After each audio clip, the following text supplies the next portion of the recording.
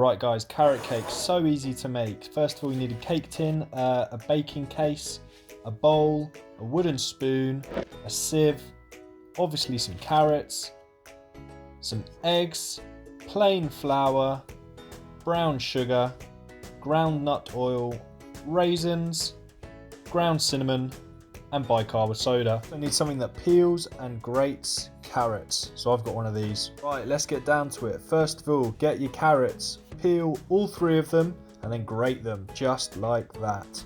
Preheat your oven to 150 degrees. Get your bowl out, add your carrots. Get your sieve out, add your flour. Add your brown sugar. Basically, we're going to whack all of the ingredients into the bowl and mix it up. It doesn't matter what order you do it in, it's all going in there. Just put in the bicarbonate of soda and the ground cinnamon and then sieve it all in. Add your raisins, add your liquid, so you got your egg and your oil there.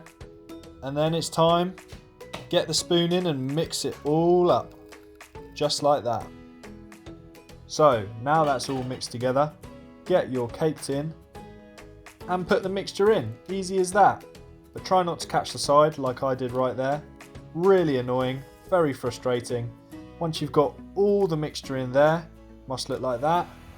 And then we're gonna whack it in the oven. Make sure you've actually got space in your oven. Very annoying again. Close the door, 40 minutes. Again, this is at 150 degrees. When it's done, fish it out the oven. And it's going to look like this. Ooh, looks lovely.